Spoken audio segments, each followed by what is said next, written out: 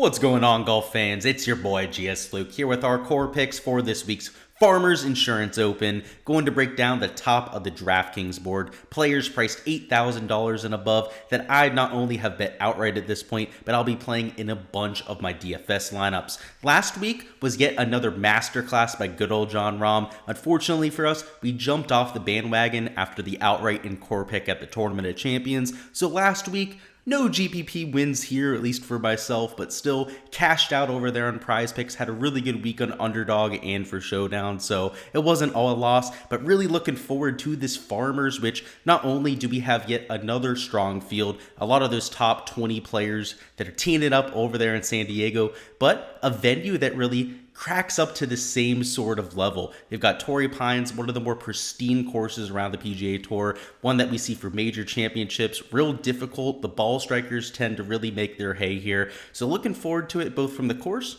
and of course from the field side. But enough rambling aside, let's go ahead and get into the core picks for this week. As we typically do with these videos, let's go ahead and start with a look at the key stats. So with Torrey Pines, we've got two courses, just to remind you. We got the South and the North course. The North course, a lot shorter than the South, but we're only going to see that for 1 out of the 4 days. So not really focusing on that. A lot more emphasis and a lot of my modeling is reflective of the South course, which is nearly 7,800 yards. It's a ball striker's paradise, which is only going to be even more so the case this year. San Diego has gotten a lot of rain over the last 3 to 4 weeks, so much so that their director of agronomy has said that the rough is going to be a lot juicier than we've seen over the last few years, and the course is likely to play a lot longer because of how damp the conditions are. There's not going to be much rollout in the fairways, and though you're going to have receptive greens, which might help players on approach, the greens around Torrey Pines tend to be some of the smallest that we have on the PGA Tour,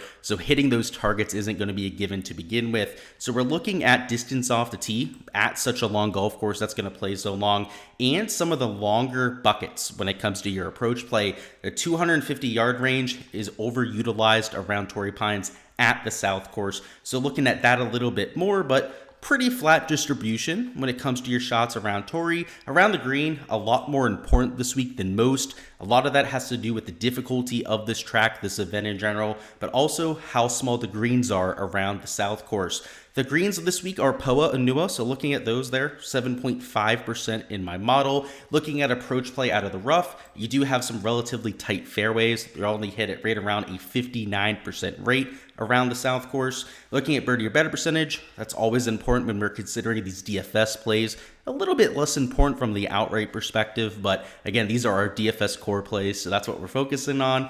We got shots gained ball striking, scoring on long par 3s, also scoring on long par 4s, and our comp courses are pretty much all long golf courses where you're looking for those ball striking stats. So a Quail Hollow, my number one comp there, by far the one that I'm using the most, but looking at Congaree, Accordia Golf Narashino, Winged Foot, you can see on there, right? Country Club of Jackson, Harding Park. We don't see Caves Valley all that often. We don't have shots gained from a Corrales Golf Club, but all of these are similar ball striking tests where off the tee, they tend to be a little bit difficult, but mostly, you're being challenged in both of the approach play and the off the tee play categories. With that being said, let's go ahead and take a look at what my top plays of the week are, getting that little pop-up out of the way there. So in the top end range, the no-brainer option is Jon Rahm, right? So we're going to focus on 4 plays here that maybe aren't so obvious. And if you're looking for a pivot play in that 10K range, I think Tony Finau's the guy to consider here, at least the one that I'm considering for the Farmers. He's $10,500, so a significant price decrease from that top-end option in Rahm, and has pretty good course history himself. I mean, that's the argument here. We know Jon Rahm loves the course, has won the U.S. Open here, has won this event before, has a second-place finish, 5th, 3rd, just, an immaculate track record. But let's look at good old Tony Finau, right? Outside of the missed cut last time around, a 2nd, 6th, 13th, and another 6th place finish back there in 2018. And if you take a look at the putting stats around Torrey, they've been a little bit surprising. He's been a lot better than you'd expect. And on the POA surface in general, it's been his best surface. So I know when you take a look at the differential here, from his POA stats to what we've seen of late, you might think it's actually a little bit of a bad surface for him. but that's just how well he's been putting of late. You take a look at the stats, he's gaining over 1.1 strokes putting per round. He's just on another level when it comes to the flat stick. And I know a lot of people are giving him crap because of the form. He's got the heel of his putter off the ground. It's about, I'd say, a centimeter, maybe a centimeter and a half off the ground. But hey, if it's not broke, don't fix it, as all the wise men out there will tell us over the years. So Tony Finau, I love the putting stats. For his career, POA is one of his better surfaces. So again, don't let that differential fool you too much. He's just putting lights out over the last 36 rounds. You take a look at the recent form. It's a 16th at the Amex. That was decent, right? Top 10 at the Century Tournament Champions. That's decent for the smaller field event. Another top 10 at the Hero, just like, kind of getting by, playing some solid golf. Obviously, the win at Houston's the standout performance for Tony Finau. Just everything's there for us, right? We need the ball striking stats. Tony Finau, one of the better ball strikers in the world. Around the green, actually a huge plus for Tony Finau. You can see he's not the best player in this range, but I don't think a lot of people give him the respect that he deserves in that category. And overall, he's going to be a lot lower owned than a Jon Rahm. We know that going into the week. As of right now, I've got Tony Finau is not the lowest owned player above $10,000, but the second lowest owned in this range. So somebody you can get to for a little bit of ownership leverage, has the course history, maybe not quite as elite as a Jon Rahm, but certainly in that same conversation. The ball striking stats are certainly in the same sort of reign as a Jon Rahm. I mean, in fact, if you were to just look at shots gained ball striking, Tony Finau's hitting the ball just as well as a Jon Rahm. He's putting just slightly worse. And when you look at the shots gained total, it's not like he's in a completely different tier of his own, right? Tony Finau is up there as well. So put some respect on good old Tony Finau's name. And of course, that he's played well over the years and fits arguably just as well as a Jon Rahm. And if they're going to be, twice the ownership, let's say a Tony Finau is half the ownership of a Jon Rahm, then I think it's a no-brainer who you should be getting to this week. Next up, we've got Justin Thomas, $9,400, and he's seen a little slump of late. There's no doubt about it, but it's opening up a huge area of opportunity now. So we'll talk about the slump, and then we'll talk about the opportunity that's opening up. So 25th at the Tournament of Champions, that's far from what he wanted in a 38-player field. Top 5 at the Hero was decent, but there were no shots gained metrics there. So when you take a look at the last 36 rounds, it's not pretty, right? He's only gaining right around 0.3 shots off the tee, less than a quarter of a stroke on approach. Around the green, he's always going to be an elite level player. And then the putter has gone from a positive towards the middle to end of last year. He was actually gaining with the flat stick and gaining quite significantly, close to like a quarter to even a third of a stroke per round over a few of the stretches there. Now he's back to losing half a stroke per round. And the real troublesome part is the ball striking is a little bit of a slump, right? He's not going out there gaining 0.5, 0.7 shots per round, get the off the tee and the approach play, and the putter's getting cold. But what that has led to is what I'm expecting to be a much lower owned Justin Thomas than he probably should be, and a much lower priced. I mean, we know that for a fact, right? The ownership we'll have to see come tomorrow evening. At $9,400 is way too cheap for the win equity that he brings to the table. Justin Thomas can be a little bit streaky, but the beauty of targeting him right now, as opposed to other times of the year, is we had that little stretch, that little break there over December for him to go out there and hit the reset button. Last time out, I know it wasn't pretty, right? Went out there, what was it, a 25th place at the Tournament of Champions. That's the only data we have. I mean, the top 5 at the Hero actually looked really good, right? We don't have shots gained metrics from that sort of event. So it's kind of a huge question mark how he's playing. And if you look at the stats, you think that he's not playing all that well. What I remember from the fall swing is, not many starts, right? So a lot of this data is going back like 2-3 months. So don't let it cloud your judgment too much. But when we saw him, think about the match, right? When he was out there playing against Rory and Tiger alongside Jordan, he was hitting darts on every single hole. I think some of the stats here could just be a little bit misleading. And when we're looking at an elite level talent like a Justin Thomas, I'm much more likely to revert to what we know him for than what these stats are showing us that are from all over the place, right? Some of them are here in 2023. Some of them are from the fall swing, and some of them are from last season, right? Like 4 or 5 months ago at this point. It's hard to get a read on those sort of players that we haven't seen all that often. But like I said, when it's a player like Justin Thomas, I tend to think that he goes and turns it around. Take a look at his event history. He played here last year, finished in 20th, so decent start there, but nothing crazy to go off of. You're really just looking at his overall pedigree. We know that he's a great ball striker, right? Checking the off the tee and the approach buckets emphatically. And if you're looking for an around the green specialist, and a lot of the winners here, and I talked about it on my my course breakdown video, a lot of the winners have been elite level around the green players, like Patrick Reed, somebody like a Mark Leishman, a Brandt Snedeker, for example. He checks that box a lot more than a lot of the other players. And just like a Tony Finau, another player that's a lot better on POA than he is on any other surface. So you can see he's 0.7 shots better per round on POA than he has been over his last 36 rounds. So if there was going to be a place for him to go out there, return to his baseline with the flat stick, might be out here at Torrey Pines.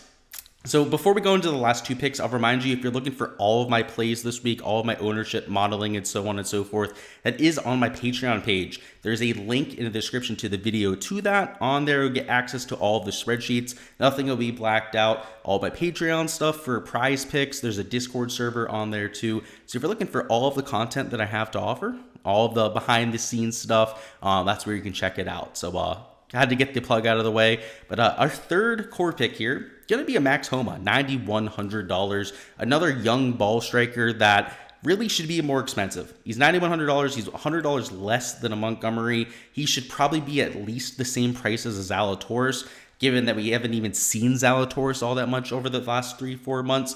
And you look at the shots gained metrics, there's really nothing to keep you off of him, right? It's not like he's playing poorly, and that's why he's a little bit cheaper than he should be. He's gaining across all 4 stat categories. And the one huge thing that I think makes him a better pick for this event this year than what we've seen in the past is the shots gained around the green.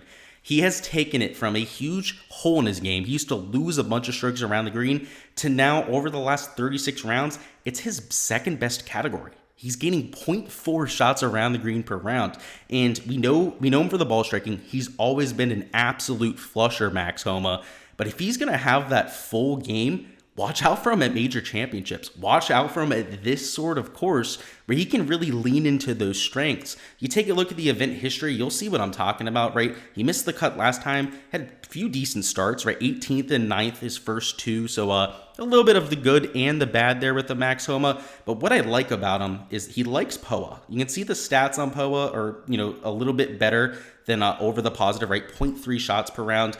That's better than his baseline in terms of putting. The reason why you can see he's worse than his last 36 rounds is because he's gaining 0.4 shots per round, right? He's gone out there. He's been very productive with the putter over the last 36 rounds. Historically, he's not been a very good putter, right? He's been around a neutral at best on tour. So again, kind of like with the Tony Finau, don't let that confuse you there. POA is Max Homa's best surface. It's where he went out there, won at Riviera over there for last year's Genesis Invitational. And if he can go out there and gain with the flat stick, we know the ball striking for Max Homa is never going to be an issue. He has maybe the most repeatable swing in all of the PGA Tour, and honestly, at least in my opinion, maybe the most beautiful swing of anybody on the PGA Tour. You get him at a course with POA, the around the green stats are starting to get better. And even with the sorry around the green play, 18th and 19th place around here. Now he's a much better course fit. I really think he's going to win this week. If you had to, have me pick just one guy, considering odds, making account for that, Max Homa would be my pick. $9,100 in DraftKings. I hope he's low owned this week because I'm going to have a ton of them in my lineups. And the last pick we're getting to here is going to be Jason Day at $8,800. If you're looking for a course horse, you're not going to find anybody better than Jason, who not only has a win, two other top 5 finishes over the last 5 starts, but has another win at the Farmers on his record and a runner-up finish. So the best course history you're going to find, even better than a John Rahm's course history. And the recent form has been great too. This is why I think he's just a slam dunk play. He's gaining nearly 0.8 shots per round on approach, gaining off the tee both with accuracy and distance. And last week at the Amex, gained over 4 strokes with the flat stick. And around Torrey Pines, he seemingly gained strokes every single time. Out of all of his starts around this track, has only lost strokes putting just once over that stretch. So we know the ball striking's there because he's number 4 in my total mono rankings to this point.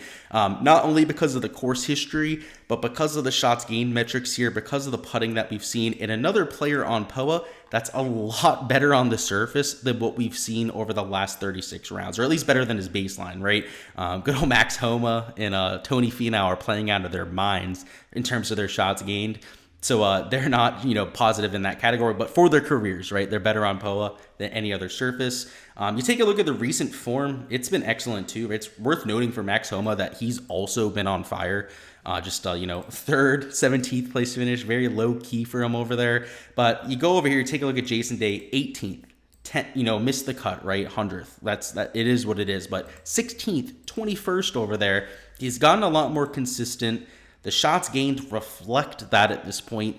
And now we get him at a track that he absolutely loves. And the key factor is my early ownership numbers have low ownership on Jason Day. Even with the recent form, even with the course history, people are scared to get there. They're not sold on the old man. They see the back injuries. They see that he's a little bit volatile, right? Still has that missed cut in terms of his recent form, and they won't take a chance on him. He has, again, multiple wins, second place finish around this track. Count me in on Jason Day. I think he's got more than enough chance to go out there, crack the top 10, if not go out there and perhaps add another win to the ledger. All right, guys, that is all I've got for this week's Core Picks video. Before you hopping out of here, go ahead and comment down below who you've got winning this week. The key is it can't be Jon Rahm, and it also can't be a 10K golfer, okay? So 9K range and below, let me know who you've got winning. I'm going to go ahead and take Max Homa. Like I said, loves the POA surface, has just become a much better player at this point. The ball striking stats are there. I think he's going to contend at the very least and potentially could be your winner here by week's end. But go ahead and let me know your thoughts. Also, smash that like button before hopping on out of here. We're going to have our value picks video dropping early tomorrow morning. Make sure you guys join the Patreon if you're looking for all of the access to the content behind the scenes. We'll have ownership dropping tomorrow morning on there, our player poll, and as per usual with the channel, we will have our live stream. So everything coming out a little bit earlier than usual rather than Wednesday evening. Of course, with the Wednesday morning lock, we're going to be going live tomorrow evening. So Tuesday at 7 p.m. Eastern time. So feel free to stop on by with any questions that you have. We'll be going through the weather, some GPP chalk report. We'll go through all of your questions, some cash plays. We'll go through prize picks as well. Just everything you need to get ready for the DFS slate this week. So looking forward to it. Great field, great venue here with Torrey Pines. Best of luck with all of your lineups, any outright bets that you decide to go with. Again, comment down below who you've got as your winner, and I'll catch you guys next time.